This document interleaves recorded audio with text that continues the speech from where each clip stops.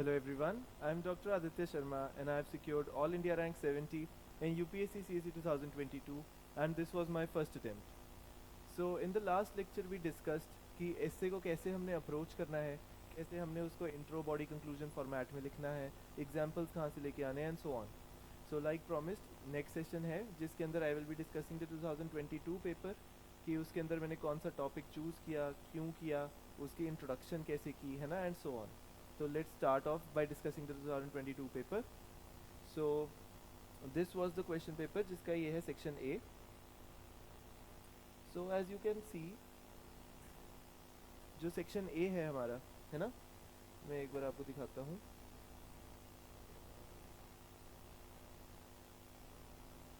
So section A के अंदर हमारे 4 topics हैं जैसे हमने discuss किया था. So पहला topic जब मैंने देखा it was forests are the best case studies of economic excellence. तो ठीक है टॉपिक अच्छा है बट इन्होंने थोड़ा सा नैरो कर दिया कि इन्होंने यहाँ पे सिर्फ इकोनॉमिक एक्सीलेंस लिखा है ना. सो फॉरेस्ट ज़रूर है ना बेस्ट केस स्टडीज़ हैं पर सिर्फ इकोनॉमिक एस्पेक्ट में ठीक है लिख सकते हैं. हमने पढ़ा है इसके बारे में जीएस का है, थोड़ा सा टेक्निकल टॉपिक है, एक्स्ट्रापोलेट करा जा सकता है. सो आई वाज लाइक कोई बात नहीं, इसको देख लेते हैं अभी है ना. Let's see. Poets are the unacknowledged legislators of the world. So again ये टॉपिक फिलोसफिकल है बिल्कुल है ना, बट इसके अंदर एक थोड़ा सा प्रीरिक्विजिट है कि थोड़ा सा हमें पोएट्स के बारे में पता हो. तो मुझे बहुत ज़्यादा नहीं पता. सो इसका हम मोटा मोटा थीम का मैंने आइडिया लगा लिया कि क्या होगा कि जैसे पहले पोएट्स कुछ कुछ लिख देते थे अपनी विजडम से है ना, अपनी सजेसिटी से, बट अब वही सेम चीज़ें हम लोग लॉ में कोडिफाई कर रहे हैं. तो इसके पास हमारे पास अच्छे से एग्जांपल्स होने चाहिए कि कौन सी कोई पुरानी पोएम से हमने उठाया हो और अब हमने कुछ बेटर किया हो. तो वो इतने नहीं थे. सो आई लाइक कि लेट अस लीव इट, कोई बात नहीं, हमें ना दूसरा टॉपिक देख लेते हैं कोई. History is a series of victories won by the scientific man over the romantic man. So अब इसके अंदर क्या है कि है ना, अगेन अच्छा टॉपिक है, हम इस पर लिख सकते हैं कुछ कुछ कि सीरीज ऑफ विक्ट्रीज है one by the scientific man over the romantic man. दोनों डायमेंशन हम लोग जनरेट कर देंगे कि कैसे पहले साइंटिफिक मैन वाला था फिर रोमांटिक मैन वाला था और हम कुछ कंक्लूड कर सकते हैं. बट अगेन इसके अंदर बहुत सारे एग्जाम्पल्स हमें ऐसे चाहिए होंगे कि है ना साइंटिफिक मैन रोमांटिक मैन के ऊपर कैसे जीता. अब इसके अंदर रोमांटिक मैन है जो थोड़ा रोमांटिसिस्ट वाला ज़्यादा हम इसमें एंगल लेके जाना चाहेंगे है ना. So this was another topic but examples की थोड़ी सी स्केर्सिटी थी इसके अंदर. फिर इसके बाद लास्ट था a ship in harbour is safe but that is not what the ship is meant for. So again ये टॉपिक है बहुत सिंपल सा है ना, कि शिप है हार्बर के अंदर सेफ है, मतलब वो अपने कंफर्ट जोन के अंदर हम सब सेफ हैं, but that is not what the ship is for. कि हम अपना ट्रू पोटेंशियल नहीं रियलाइज़ कर रहे. तो हमें अपने कंफर्ट जोन से बाहर निकल के प्रोएक्टिवली थोड़ा सा काम करना चाहिए ताकि हम लोग अपना जो रियल पर्पस है लाइफ का वो अचीव कर सकें. So this was one topic जो मुझे लगा कि काफ़ी ईजी टू अंडरस्टैंड है, ज़्यादा इंटरप्रिटेशंस नहीं है इसके अंदर है ना, और इसके अंदर हम बहुत सारे डायमेंशंस जो है वो जनरेट कर सकते हैं. So it was between this topic and this topic and may be this topic. तो ये तो मैंने तभी बोल दिया कि कोई बात नहीं रहने देते हैं. सो ये वाले भी मैंने बोला यार कि एक जीएस की आंसर की तरह ही होगा, थोड़ा मोनोटोनस सा होगा तो बहुत ज़्यादा मज़ा नहीं आएगा. So I just left off with this. मैंने कहा चलो हम इस वाले टॉपिक के ऊपर लिखेंगे, ठीक है. फिर अब हम इस वाले को थोड़ा सा डिस्कस कर लेते हैं कि मैंने इसमें क्या इंट्रोडक्शन करी और कैसे कैसे मैंने प्रोसीड किया, ठीक है. सो इसमें हम सेंड करते हैं इसको. सो अब हम इसमें बात करते हैं. तो है ना, ship is safe in the harbour but that is not what the ship is for.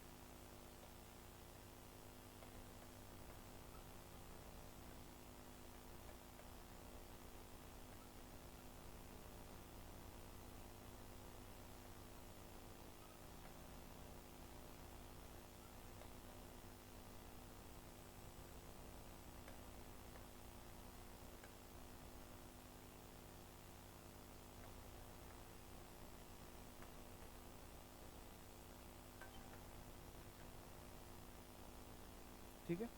सो हमारा ये है जो थोड़ा सा है, ये हमारा टॉपिक है. हमने इसको हेडिंग्स को डब्बे में बना दिया था वहाँ पे है ना, अंडरलाइन कर दिया था. यहाँ से हमने अपना ऐसे शुरू करा है. अब इसके अंदर मैंने कौन सी स्टोरी यूज़ करी है, मैंने आपको बताया मैंने अपने एथिक्स के पेपर के अंदर मैंने अपने बहुत सारे है ना स्टोरीज़ जो थे वो नोट करे हुए थे कि कौन सा हम लोग यूज़ कर सकते हैं, ठीक है. सो उसके अंदर मेरा फर्स्ट एक एग्जाम्पल था डॉक्टर रवि कन्नन सर का, ठीक है. उन्होंने क्या किया था कि वो एक कैंसर स्पेशलिस्ट थे असम में. हुआ क्या था कि फ्लड्स आ गए थे असम में है ना, कोविड भी चल रहा था. तो वो क्या कर सकते थे कि आराम से अपना घर पे बैठते रहते, उनको सैलरी आती रहती. बट उन्होंने कहा कि वो मेरा रियल पर्पस लाइफ का नहीं है. तो उन्होंने मेक शिफ्ट बोट्स बनाई और वो हर एक के घर टू घर जाके है ना वो मेक शिफ्ट बोट से ट्रीटमेंट करते थे। ठीक है, तो ये वाली जो बात है बहुत इंस्पिरेशनल पर्सनैलिटी थे, है ना। मुझे लगा कि काफ़ी ज़्यादा इनका एग्जाम्पल हम लोग कहीं ना कहीं कोट कर सकते हैं। सो मैंने कहा doctor Ravi Kannan, that is the ship, he was safe in the harbour which was his home, but that is not what the ship is for. वो अपना लाइफ का हायर पर्पज़ नहीं अचीव कर पा रहे थे, which was to give quality treatment to his patients. तो है ना, यहाँ से मैंने एनेक्डोट को स्टार्ट किया। सो ये वाले एग्जाम्पल जो मैंने आपको बताया था, दे आर वेरी हैंडी। तो अब हम जैसे डॉक्टर रवि कनन का एग्जाम्पल जो है वो हम लोग है ना यहाँ पे कोट करेंगे कि उन्होंने कैसे अपना वो पर्पस सॉल्व किया लाइफ का। तो थोड़ा सा हम इसमें थोड़ा सा स्टोरी को बिल्ड करेंगे हम लोग, है ना। कि डॉक्टर रवि कनन थे, वो असम में थे, तो फ्लड्स थे, तो वो एक दिन बड़े दुखी बैठे थे, थोड़े डिसअपॉइंटेड से लग रहे थे। तो उनसे किसी ने पूछा कि क्या हो गया, तो ही वाज लाइक कि मैं अपने पेशेंट्स का ट्रीटमेंट नहीं कर पा रहा हूँ अच्छे से, तो मुझे अच्छा नहीं लग रहा है। नहीं है ना, उनको ज़रूरत है, कैंसर स्पेशलिस्ट है ना, उनके पेशेंट्स जो है उनका नहीं ठीक चलेगा, है ना। सो उसके बाद उन्होंने क्या किया कि फिर उन्होंने सोचा कुछ सोल्यूशन बैठ के, फिर उन्होंने अपना मेक शिफ्ट बोट्स बनाई घर से बड़ा मेहनत करके, है ना। Then he took those boats out, है ना, उन फ्लड्स में वो जा रहे थे घर टू घर ट्रीटमेंट करने। सो हम थोड़ा सा स्टोरी को बिल्डअप करेंगे और अल्टीमेटली हम लोग जो हमारा एस्से का टॉपिक है उसके साथ थोड़ा सा लिंक करके हम उसको कंक्लूड कर देंगे।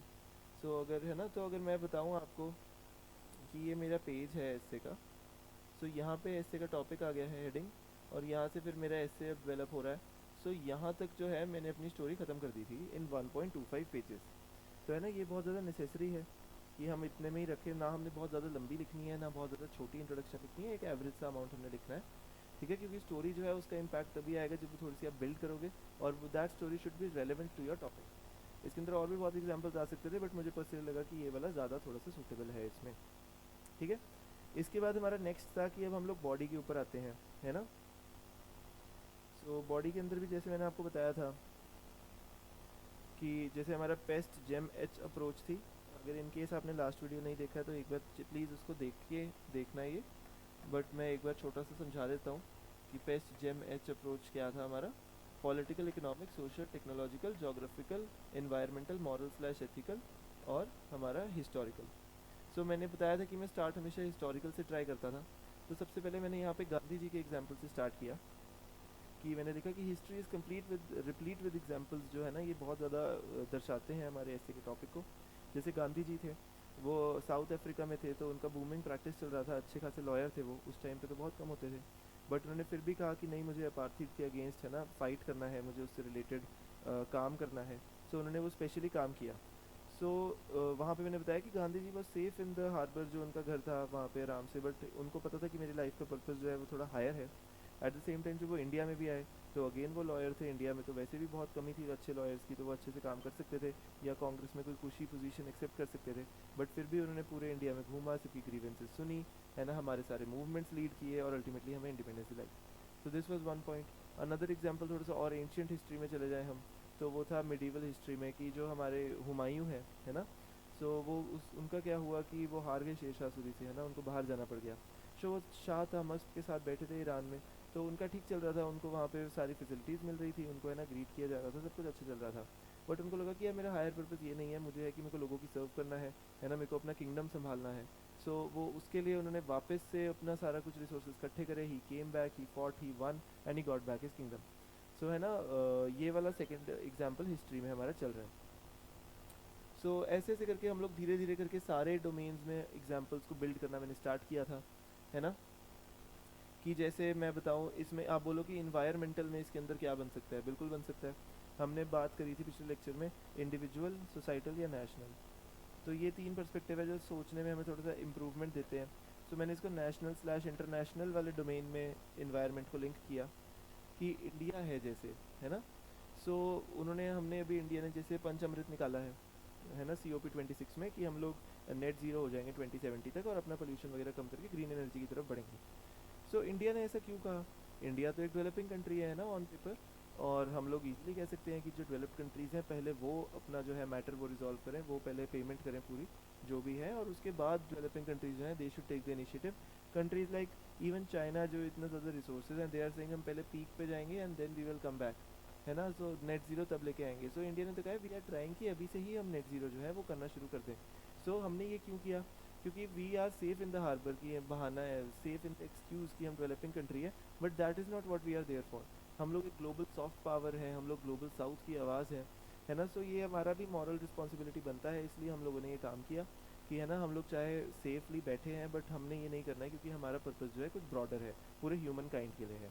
सो ये हमने इन्वायरमेंट में इंडिया वाला एग्जाम्पल डाल दिया, है ना। ऐसे ही आप सारे जो हैं डोमेन्स उसके अंदर डाल सकते हो, है ना। साइंस एंड टेक में भी आप एग्जांपल्स काफ़ी कुछ डाल सकते हो, कोई नई इनोवेशन आई है, कोई नया एग्जांपल है इसके अंदर, तो आप किसी भी, मैं कहूँगा आप कोई भी गवर्नमेंट स्कीम लिख दो, हम बोल देंगे कि गवर्नमेंट का काम वेलफेयर देना है, बट वो इतना आउट ऑफ द वे जाके इतनी अच्छी स्कीम्स लेके आ रहे हैं बिकॉज दे नो कि रियल पर्पज़ है कि हमें लोगों की वेलफेयर करनी है, अपने एसडीजीज़ को अचीव करना है ना। सो ये सारे एग्जाम्पल से हम लोग अपना पेपर है वो पूरा भर देंगे, है ना।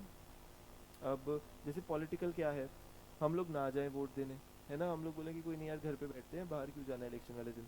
बट हमारा वो पर्पज़ ही नहीं है, हमारा पर्पज़ है कि प्रॉपर इफेक्टिव ट्रांसपेरेंट अच्छी डेमोक्रेसी अशर इन करना है।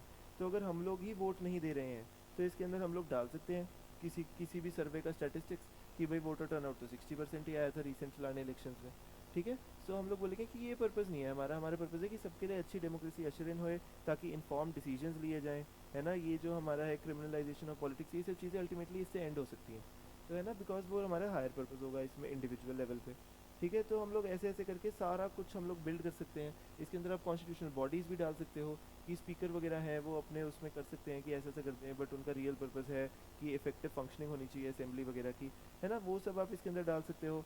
Then we can go on to the economic front, है ना, we can go on to the environmental front. Economic front में भी आप बोल सकते हो कि हम लोग जैसे अब स्टार्टअप्स वगैरह को बहुत ज़्यादा प्रमोट कर रहे हैं, हम लोग है ना पब्लिक प्राइवेट पार्टनरशिप की तरफ मूव कर रहे हैं। क्यों नहीं हम गवर्नमेंट मशीनरी को चलते रहने देते, सब कुछ स्टेबल चल रहा है, सब कुछ नॉर्मल चल रहा है, बिकॉज गवर्नमेंट को भी पता है कि हमारा हायर जो गोल है इकोनॉमी को बढ़ाने का, लोगों तक सर्विसेज पहुंचाने का, अगर प्राइवेट पार्टनरशिप के साथ वो ज़्यादा इंप्रूव हो सकता है ना, प्राइवेट इन्वेस्टमेंट से इंप्रूव हो सकता है, तो हम लोग करेंगे, $5 ट्रिलियन इकोनॉमी बनेंगे, है ना। तो ये स्कीम्स इसके लिए हम लेके आए हैं, है ना। आयुष्मान भारत वगैरह हम लोग लेके आए हैं, काफ़ी कुछ हम लोग लेके आए हैं सोशल सेक्टर में और इस सब में, है ना। वेमेन एम्पावरमेंट की हम लोग बात कर सकते हैं यहाँ पे, है ना। तो इसके अंदर हम लोग बहुत ज़्यादा डायमेंशन जो है हम जनरेट करेंगे। अगेन जैसे मैंने आपको बताया था कि हमारे हर एक पेज के अंदर 3-3 पैराग्राफ्स होंगे। ये जो मैं एग्जांपल्स बता रहा हूँ, हम लोग ये एग्जांपल्स जो हैं वो कोट करते चले जाएंगे। इस सबसे पहले मैंने अपना टेम्पलेट बनाया कि हाँ यार ये शिप वाला जो है इससे है ये, इसके अंदर पॉलिटिकल में ये लिखूँगा, इकोनॉमिक में ये लिखूँगा, साइंस में ये लिखूँगा, सोशल में लिखूँगा, टेक्नोलॉजी में ये लिखूँगा, है ना। सारे मैंने पहले ही थोड़े से ब्रेनस्टॉर्म कर लिए थे। इनफैक्ट मेरा पेस्ट जम एच अप्रोच है, तो मैं एंड में एच तक पहुंचा, बट एच वाला एग्जांपल देख के मैंने कहा कि नहीं यार, स्टार्ट हमें हिस्ट्री वाले पॉइंट से करना चाहिए, तो मैंने तब हिस्ट्री वाले पॉइंट से स्टार्ट किया था, ठीक है। उसके अलावा अगर मैं आपको बताऊं कि जैसे बीच में क्या मैंने सब हेडिंग्स यूज़ की थी इस ऐसे में, तो मैं नहीं नहीं कर पाया था मैं इसके अंदर सब हेडिंग्स यूज़, है ना, क्योंकि मुझे नहीं लगा कि रेलेवेंट मुझे कहाँ पे सब हेडिंग्स बनानी है, तो मेरा पूरा ऐसे एक फ्लो ऑफ थॉट्स की तरह चला था। अब अगेन इंपॉर्टेंट चीज़ इसके अंदर ये है कि क्या हमें अपने ऐसे के अंदर फ्लो चार्ट्स और डायग्राम्स बनाने चाहिए। नहीं, हमें फ्लो चार्ट्स और डायग्राम्स नहीं बनाने हैं अपने ऐसे में, है ना, क्योंकि मैं आपको बताता हूँ होता क्या है ना। होता क्या है कि जब हम लोग अगर अपना वो स्टार्ट कर देना एक बार, अब ऐसे है मेरा ये, ठीक है, इसके अंदर मैंने अपना ऐसे अच्छा लिख रहा हूँ मैं, यहाँ पे मैंने कोई फ्लो चार्ट बना दिया, है ना, या मैंने कोई डायग्राम बना दिया ऐसे ऐसे करके कि ऐसे हो गया, है ना। वो बेचारा इससे मेरा अच्छा खासा फ्लो में पढ़ रहा था, अब वो बीच में इधर देखेगा, फिर वो मेरा इससे दोबारा देखना शुरू करेगा, तो जो मेरा है वो कंटिन्यूटी जो है वो मेरी ब्रेक हो जाएगी इससे की, है ना। And that we do not want. Examiner को है वो अच्छे से चलना चाहिए, so flow chart diagrams please try and avoid. I do not think that works. मेरी काफ़ी लोगों से बात हुई थी, तो मुझे नहीं लग रहा है कोई बना रहा है। मैंने एक्सपेरिमेंट करने के लिए ज़रूर बनाए होंगे, बट अगेन आई फील कि इतना ज़्यादा वो रेलेवेंट नहीं रहेगा यहाँ पे, ठीक है। ये वाली बात आ गई। ये ओवरऑल डायमेंशन जनरेशन की बात रही थी मेरे इस वाले हिस्से में। फिर इसके बाद जब हम लोग आगे आए, हम लोग है ना कंक्लूजन की तरफ बढ़े हैं थोड़ा थोड़ा।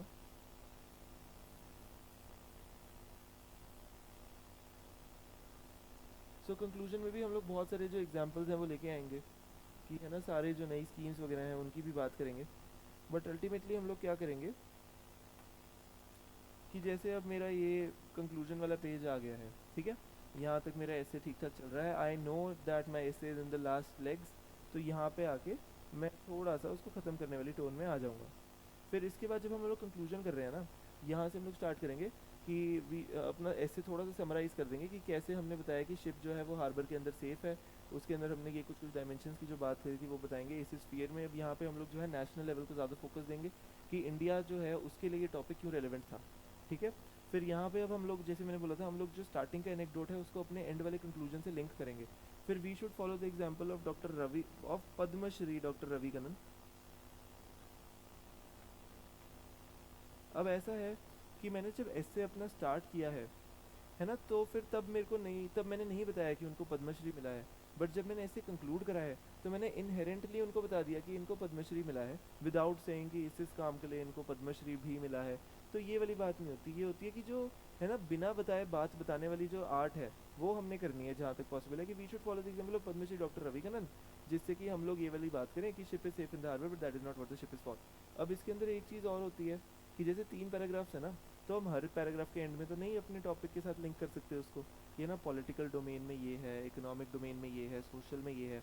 तो इसके अंदर क्या है कि जब हम लोग अपना पॉलिटिकल डोमेन बता दिया, उसके अंदर आपको लग रहा है वहाँ पे आपने एक बार मेंशन कर दिया कि पॉलिटिकल एंगल में ये वाली चीज़ ये शिप है, ये वाली चीज़ हार्बर है, और ये वाली चीज़ है कि उसका जो हायर पर्पज़ है अचीव करने वाला. बट हम लोग फिर सोशल डायमेंशन और इकोनॉमिक वाले में नहीं बताएंगे. हम लोग ट्राई करेंगे कि हम लोग बीच बीच में टॉपिक का थोड़ा सा लिंकेज लेके आएँ, ताकि एग्जामिनर नोज कि we are still on track, कि हम लोग है ना बीटिंग अराउंड द बुश नहीं कर रहे हैं अब इसमें. सो ये वाली बात है. सो ये वाला हमने यहाँ पे कंक्लूड कर दिया. तो इस वाले जो ऐसे था इसके अंदर मैंने कोई पोएम नहीं लिखी, कोई कोट नहीं लिखी, rather this was my last paragraph. तो यहाँ पे आके मैंने अपना ऐसे कंक्लूड कर दिया कि ठीक है, इट इज़ फाइन. ऐसे के एंड में आपको डालना है तो ऐसे करके आप डाल सकते हो कि this is the end of my ऐसे, कि it is over. Again 12 pages का ऐसे है, पूरे 12 के 12 पेजेस टिल द एंड भरने हैं, है ना. I think that would be better. You can just fill it till here, but 11 and half 11.75 इतने पेजेस तो भरने ही है, तभी जो है आपके ऐसे की इम्पैक्ट बनेगा. ठीक है. फिर इसके बाद we will now discuss the next ऐसे कि उसके अंदर क्या है. ठीक है. सो अब सेक्शन बी आ गया था. अब मेरे को था कि सेक्शन बी के अंदर हमने क्या अटेम्प्ट करना है. सो पहला है the time to repair the roof is when the sun is shining. ठीक है. It's a very simple thing कि सबको पता है कि हाँ यार ये तो हमने सुना ही है, जैसे make hay while the sun shines, है ना, कि भाई जितना जब तक हमारे पास टाइम है तब तक हमें प्रोएक्टिवली काम करना चाहिए, उससे पहले की बाद में दिक्कत है उससे पहले ठीक कर लो. ठीक है. सो प्रोएक्टिवनेस था इस टॉपिक का थीम. ठीक है. You cannot step in the same twice in the same river. So इसके अंदर क्या है कि हम लोग इसको भी मल्टीपल इंटरप्रिटेशंस कर सकते हैं. एक इंटरप्रिटेशन इसकी हो गई कि हम लोग एक ही बार जो है वो मल्टीपल गलती को रिपीट नहीं करेंगे, है ना. एक बार कर लिया तो दोबारा नहीं करेंगे. आप ये भी बोल सकते हो कि इसमें थोड़ा विटी भी हो सकते हो कि यार यूपीएससी के पेपर में भी ऐसा है कि एक बार गलती करके दोबारा नहीं करेंगे. So it is totally up to you, है ना, कि कितना ज़्यादा आप विटी होना चाहते हो, कितना ज़्यादा आप क्या करना चाहते हो. इनफैक्ट जो इंटरलिंकिंग की मैं बात बता रहा हूँ, ऐसे जीएस के पेपर में मैंने एक करी थी, है ना, कि GS1 जो है उसके अंदर एक क्वेश्चन आया था, significance of lion and bull figures in Indian mythology culture and sculptures. ठीक है. सो अब लायन फिगर की बात हो रही थी तो उसके अंदर स्कल्पचर की बात आई है, तो अशोका पिलर तो आएगा ही. अब नॉर्मली लोगों ने अशोका पिलर मेंशन कर दिया कि हाँ जी इसके अंदर 4 लायंस है और है. सो मैंने क्या करा, मेरा ये पेज चल रहा है जैसे आंसर का, तो मैंने यहाँ साइड में बॉक्स बनाया और उसके अंदर जो है मैंने अपना जो है अशोक स्तंभ जो है वो बना दिया. थोड़ा बेटर बनाया था वहाँ ऑब्वियसली, है ना. और मैंने यहाँ पे एरो लगा दिया पीछे और नीचे लिख दिया एथिकल डायमेंशन. तो आप एंशियंट हिस्ट्री का आंसर है. ठीक है. तो एथिक्स का डायमेंशन ऐड हो रहा है कि bureaucracy should be like the fourth pillar of the Ashoka statue, या fourth lion of the Ashoka pillar. It should be present to provide support but it should not be seen or heard, the principle of anonymity. तो हमने एक ancient history के answer में ethics का एक dimension डाला है which I think will be well appreciated. तो ऐसे करके हमने इंटरलिंकिंग करनी है कि मल्टीपल सब्जेक्ट्स को हमने मिक्स करना है. ठीक है. सो ऐसे के अंदर भी हमने ऐसे ही चलना है. अगर आप पॉलिटिकल डायमेंशन भी लिख रहे हो उसके अंदर आपको कोई लिंक सी सोशल बात लिख रही है, लिख दो, कोई फ़र्क नहीं पड़ता है. ठीक है. सो ये था. सो पहला ऐसे था कि चलो प्रोएक्टिवनेस था, we will see. You cannot step twice in the same river, again it is fine, but मेरे को ऐसे एग्जाम्पल्स ढूंढने पड़ेंगे जिसमें पहले बंदे ने गलती करी हो और दूसरी नहीं करी हो. अगेन हम सोच सकते हैं ऐसे भी एग्जांपल्स है ना, कोई सिविल सर्वेंट का भी सोच सकते हैं, बट अगेन उन्होंने, हम बताएंगे नहीं कि गलतियाँ करी, उन्होंने सारे अच्छे काम ही करे. ठीक है. सो ये वाली बात थी. Smile is the chosen vehicle for all ambiguities, है ना. अगेन इसका मल्टीपल इंटरप्रिटेशंस कर सकते हैं कि एम्बिग्विटीज़ को हम यहाँ पे बोले कि प्रॉब्लम्स हैं, चैलेंजेस हैं, है ना. लाइफ में कोई डिसीजन है जहाँ पे डिलेमा है तो वहाँ पे हम मुस्कुरा दें, है ना, और उसको अच्छे से हम लोग अप्रोच करें और आगे बढ़ें, है ना. एक ये हो सकता है. इसका नेगेटिव कोनोटेशन भी हो सकता है कि कुछ समझ नहीं आ रहा तो बस मुस्कुरा दिए और हाथ पे हाथ रख के बैठ गए. ठीक है. बट वो वाला एस्पेक्ट हम लोग इतना हाईलाइट नहीं करेंगे इसके अंदर. मेजरली तो यही है, कोई दिक्कतें हैं, कोई दुविधा है, कोई डिलेमा है, सो उसके बाद हम लोग स्माइल करेंगे, कामली सोचेंगे, इसके अंदर हम लोग क्वालिटीज़ लेके आ सकते हैं, कामनेस की, परसिवेरेंस की, पेशेंस की, है ना, कि ऑप्टिमिज्म की, है ना, जॉयफुलनेस की, कि ये सारी जो क्वालिटीज़ हैं वो बंदा मुस्कुरा दिया और बंदा फिर आगे बढ़ दिया। ठीक है। सो ये वाला हमारा सेकेंड थर्ड था टॉपिक। सो अगेन इसके अंदर भी हम लोग सोच सकते थे, हमें इसके अंदर एग्जाम्पल्स मेजरली वो ढूंढने पड़ते हैं कि कहाँ पे ऐसा कोई एथिकल, जैसे एथिक्स है, कोई एथिकल डायलेमा बोल दिया हमने इसके अंदर, या कुछ भी जो हमें लगता है कि इसके अंदर सूटेबल है, तो एग्जाम्पल सोचने पड़ने थे। बट आई वॉज लाइक कि लेट्स नॉट डू इट, है ना, we will see. Just because you have a choice it does not mean that any of them has to be right. ठीक है। तो इसका मेन पर्पस, इसका main topic से हमें क्या समझ आया है कि अगर मेरे पास, मैं एक चीज़ कर रहा हूँ, मेरे पास दूसरी चीज़ का चॉइस है, क्या मुझे ये करना चाहिए, बट अल्टीमेटली हो सकता है कि दोनों ही चीज़ें मेरे लिए नहीं थी, मेरे को कोई तीसरी ही चीज़ करनी थी लाइफ में, या इन जनरल उस पर्टिकुलर केस में, है ना। कोई एथिक्स का क्वेश्चन भी है, जैसे केस स्टडीज़ होते हैं। सो एक चॉइस होती है, दूसरी चॉइस हो सकती है, पर दोनों गलत भी हैं, तीसरी चॉइस होती है आंसर। ठीक है। तो ये वाली बात थी। सो मुझे था कि ठीक है, ये वाला भी अच्छा है कि does not mean that any of them has to be right. But मुझे थोड़ा सा टॉपिक पर्सनली नेगेटिव सा लगा, है ना, कि मैंने एक चीज़ सोची है, दूसरी भी सोची है, पर दोनों ही गलत है, कोई तीसरी नई चीज़ ही है। सो इसके अंदर हम लोग जितना ज़्यादा हम लोग इनोवेशन की बात कर सकते हैं, कि हम लोग इसके अंदर एग्जांपल दें, जैसे फॉसिल फ्यूल्स का, है ना, कि बंदे बोल रहे हैं कि हमें फॉसिल फ्यूल्स हम लोग यूज़ कर रहे हैं, ठीक है, पहला चॉइस चल रहा है वो। फिर सेकंड इसके बाद चॉइस आया है कि वो कह रहे हैं कि हम लोग गाड़ियों की माइलेज बढ़ा देंगे, जिससे कि फॉसिल फ्यूल की कंजम्पशन है जो कम हो जाएगी, या फिर हम लोग टैक्स इतना बढ़ा देंगे फॉसिल फ्यूल पे कि वो आए ना। तो वो दूसरी चॉइस है। But both of these are wrong, हम लोग को तो ग्रीन एनर्जी की तरफ बढ़ना है ना। So that would be our third component इसमें, कि ग्रीन एनर्जी की तरफ बढ़ना है। सो ये ऐसे ऐसे एग्जाम्पल्स इसमें आने थे, इनोवेशन भी है। सो लाइक ठीक है, maybe we can write on this also. ठीक है। सो फिर मैंने थोड़ी देर बाद सोचा, मैंने कहा चलो ये वाला आउट कर देते हैं, इसमें और इसमें सोचते हैं। फिर अल्टीमेटली मैंने कहा यार ये तो बहुत ही सिंपल है, प्रोएक्टिवनेस का है, सारे सिविल सर्वेंट्स के लिए ये आ सकते हैं कि प्रोएक्टिवली काम करा, ठीक हो गया। इंडिया ने जो भी स्कीम निकाली है प्रोएक्टिवली काम करा, ठीक किया। कोविड में इंडिया ने कितना अच्छा काम किया। सो ये मैंने कहा चलो ठीक है, let us start of with this topic only. ठीक है। सो अब हम इस टॉपिक के ऊपर डिस्कशन करते हैं कि मेरी क्या स्टार्टिंग रही और क्या मेरा एनेक्डोट था। ठीक है। सो ओके, अब मैं हेडिंग ऊपर लिख देता हूँ ऐसे कि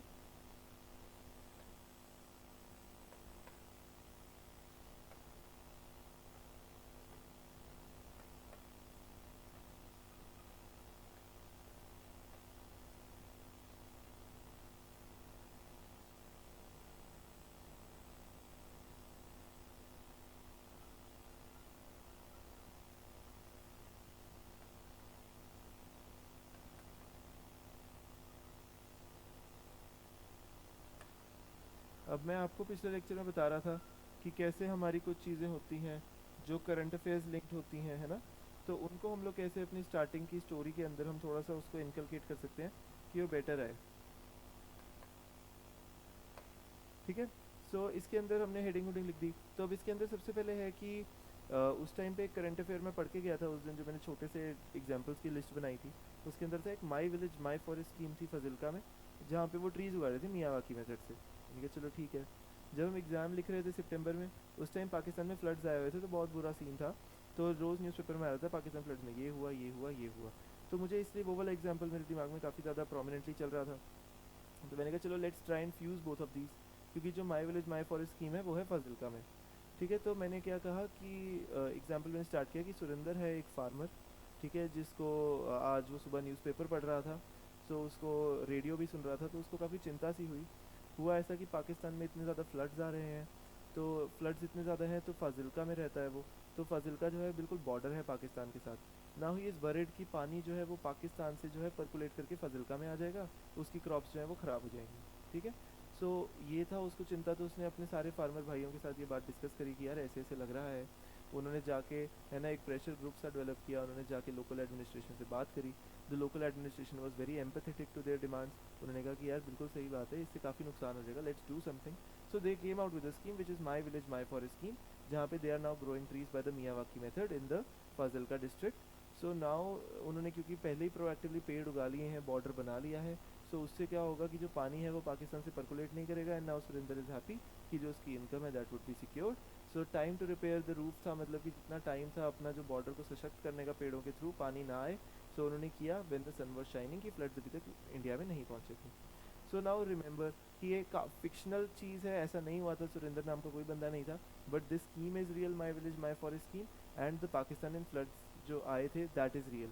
तो हमने दो करंट अफेयर्स को एक फिक्शनल स्टोरी के साथ लिंक कर दिया and we have built our introduction.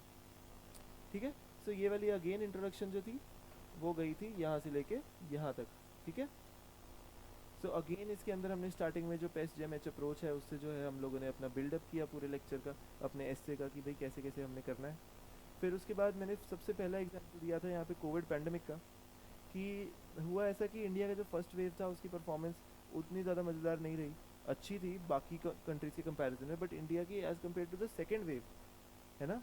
तो जब फर्स्ट वेव के बाद थोड़ा सा बीच में टाइम आया था, है ना, ट्रांजिशनल पीरियड था जब थोड़े से केसेस कम हो गए थे, तो इंडिया ने उस टाइम पे रिलैक्स नहीं किया, प्रोएक्टिवली अपना काम जो था वो बेटर करा, है ना, थोड़ा सा डिसेंट्रलाइजेशन करी, फेडरलिज्म की थोड़ी सी पावर स्टेट को ज़्यादा दी, पब्लिक प्राइवेट पार्टनरशिप को इनरोल किया, जैसे कि कोविन प्लेटफॉर्म है ना, अवेयरनेस लोगों के अंदर जनरेट करी, इनफैक्ट दूसरी कंट्रीज़ को भी ड्रग्स और वैक्सीन दी। तो जब सेकेंड वेव आई we were very well prepared, हमने कोई जीरो लॉकडाउन पॉलिसी नहीं लगानी पड़ी and we were we came out of it unscathed. हमारी इकोनॉमी बहुत ज़्यादा रोबस्ट रही उस टाइम पे।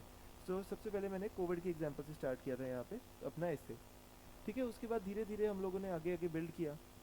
ठीक है, अब इन्वायरमेंट के डोमेन में तो बहुत ही ज़्यादा इसके अंदर हम लोग लिख सकते हैं कि जब तक ग्लोबल वार्मिंग नहीं हुई है, 2.5 डिग्री नहीं पहुंचा है, अभी 1.5 तक इसको लिमिट कर लेते हैं, जब तक सनशाइन कर रहा है ना, क्या क्या कर सकते हैं उसके लिए, है ना, पंचअमृत का एग्जांपल यहाँ पे हम फिर से एक तरह से डाल सकते हैं, है ना, और भी जो भी है, रीन्यूएबल एनर्जीज़ को अप्रोच करना चाहिए, जब तक हमारे अभी नॉन रीन्यूएबल तो चल रहे हैं, 10 20 40 साल बाद नहीं चलेंगे, तब तक हमें ग्रीन एनर्जी को जाके एम्ब्रेस करना है। एग्जाम्पल नेशनल ऑफशोर पॉलिसी, ओसो वॉक, है ना, इंटरनेशनल सोलर अलायंस, है ना, नेशनल सोलर मिशन, ये सारे एग्जाम्पल्स हम इसके अंदर डालेंगे, है ना, और भी क्या क्या है। फिर इसके अंदर एक एथिकल डायमेंशन जो मैंने पिछले में भी आपको बताया था यहाँ पे ज़्यादा रिलेवेंट है, कि अब मेरे को लग रहा था एथिकल क्या डालूँ। तो एथिकल वाला जो था मैंने आपको बताया था इंडिविजुअल, सोसाइटल और national international.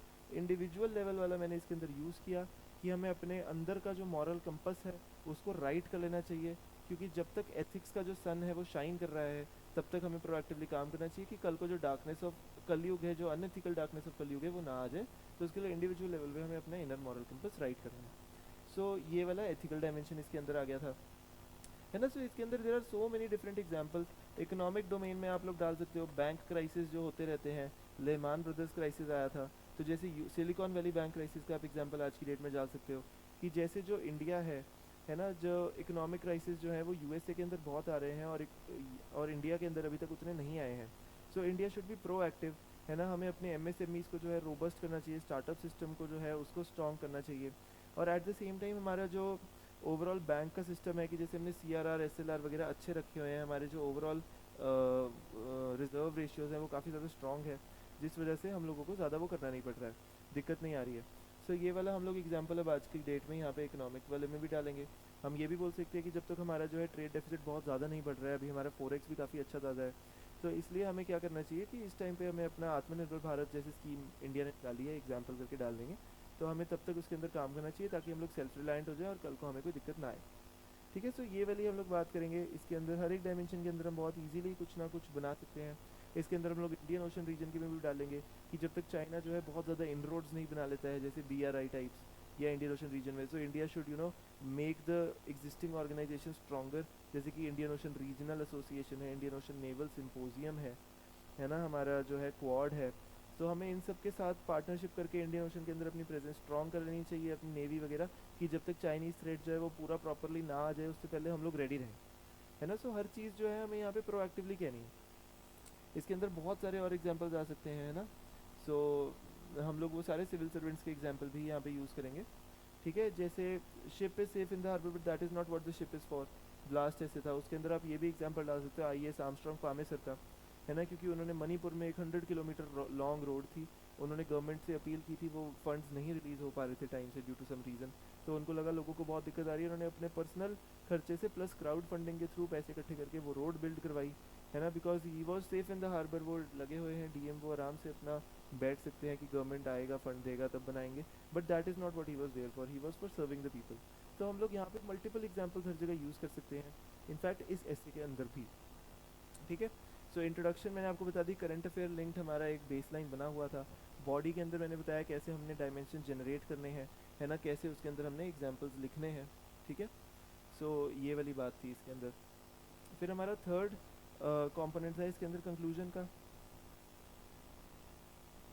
So conclusion again मैंने जैसे आपको बताया कि हम स्टार्टिंग वाले एनेक्डोट से लिंक करेंगे, कि जैसे सुरेंद्र के साथ सब कुछ ठीक हो गया है ना, और हमने प्रोएक्टिवली ये स्कीम निकाल के फजिल्का डिस्ट्रिक्ट ने काफ़ी अच्छा काम किया है, वैसे ही हमें भी हर एक चीज़ में अपने लाइफ में प्रोएक्टिव होना चाहिए।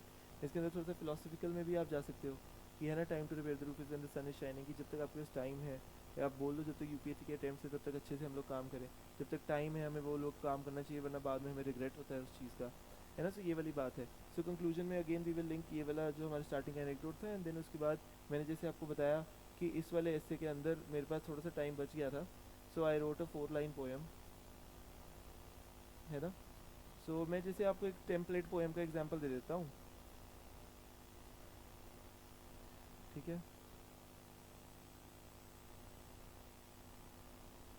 इसके अंदर मैं आपको बताता हूँ,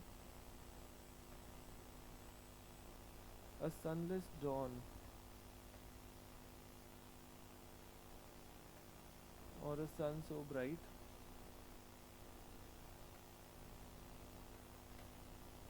आर्टिफिशियल इंटेलिजेंस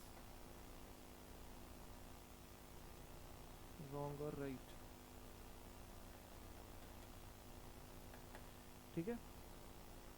ठीक है, सो ये है, अगर आपको लग रहा है कि सन वर्ड जैसे मुझे लगा कि 2 बार रिपीट हो गया है, तो हम इसको हटा देंगे, हम लोग लिख देंगे और अ मॉर्निंग सो ब्राइट। तो हम लोग बता रहे हैं, थोड़ा सा एनालॉजी देके हम लोग लिंक कर रहे हैं, तो ऐसे हम लोग 2 लाइन की पोएम बना रहे हैं, सनलेस डॉन और morning so bright, artificial intelligence wrong or right. तो ऐसे करके ही मैंने एक अपनी जो है लास्ट में 4 लाइन की पोएम बना दी थी, सिंपल सी, nothing very fancy, something something something something something, है ना, सॉरो टुमारो, ये और ये। तो ऐसे करके एक 4 लाइन की पोएम बिल्ड कर दी थी कि लेट अस सी क्या होता है, क्योंकि 20 मिनट पहले ऐसे खत्म हो गया था।